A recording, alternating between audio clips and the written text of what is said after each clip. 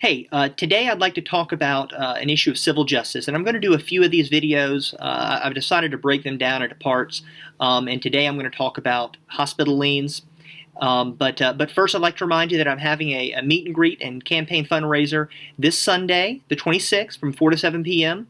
It will be at Chris and Mike Cram's house in the Waters, which is a subdivision off of 181 in Fairhope. Hope you all can come. Please just check my events page on Facebook for the details, and I look forward to you coming. I'd love to answer any questions you have and just meet and talk with some of you. Anyway, so a hospital lien. Well, what is a hospital lien? Well, there's a statute in Alabama that says that if you are injured by a third party, such as in a car accident, that's going to be the most common scenario, and you receive emergency care at a hospital within 7 days of that accident, the hospital can file a claim, a lien, against any potential recovery, so potential settlement or verdict that you might get from the other party's auto insurance. That's fine. That makes sense.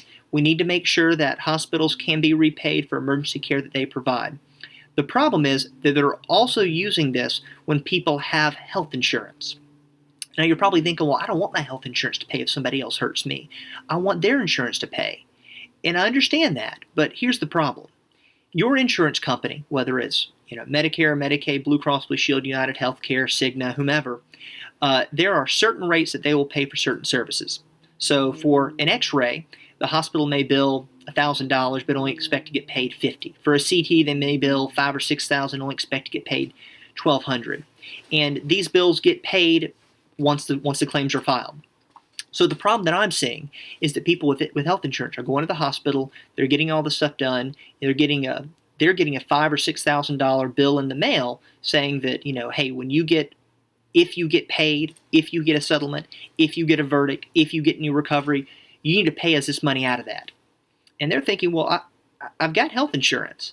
Well, why didn't you bill that? Well, the policy that the hospitals are taking are that they don't have to bill health insurance.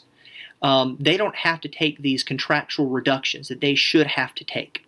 So people who are responsible enough to get health insurance, to pay their premiums, and are going to hospitals that are in-network for their providers, and they are not being charged the in-network prices. And this is a big problem. It's, in my opinion, a breach of contract, but it's also costing people money. So instead of paying their insurance company back if they recover money from a car accident, which you are obligated to do, you have to pay back your health insurance company.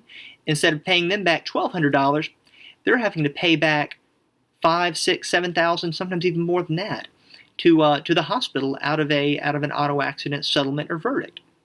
So the hospitals are getting paid more because they are not taking these contractual reductions and adjustments from policyholders with private and public health insurance. And the thing that I would do to change the statutes is to simply disallow hospitals from charging an amount over and above the amounts that would be charged if it was billed to health insurance. Now, of course, this wouldn't go to change what they could charge uninsured people, and I do think truth in billing is an issue. I think that inflated billing is an issue, but just focusing out on this hospital lien statute, if I pay for health insurance, if I'm responsible enough to pay for health insurance, I should get the benefit of the negotiated rates. I should get the benefit of these allowed amounts and these adjustments. And this wouldn't mean that health insurance would be on the hook for something they shouldn't pay for if injuries were caused by a third party. This wouldn't mean that hospitals weren't paid. This would simply mean that hospitals have to abide by their contract with health insurance companies and the policies set forth by Medicare and Medicaid. So again, this just makes things more fair. There's still an avenue for recovery for hospitals, but they just can't overbill patients above and beyond the amounts that would be allowed by their individual health insurance plan. So we're keeping with the original meaning of the statute, which was simply to ensure that hospitals can get paid when they provide emergency care, but we're also not overcharging people, and this is going to be more fair for everybody involved. So again, I would like to get into some more civil justice issues.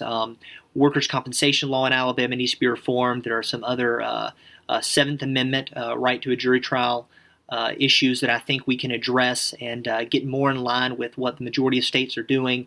That's going to be more fair for people and help people. But I did want to touch on this hospital lien issue first. So I thank you, but I'll wrap up here. Just again, I'll remind you that I do have this Sunday the 26th from 4 to 7. Check my events page. I'd love to have some of you come out and meet with me, talk with me, and get to know some of you better. Thank you.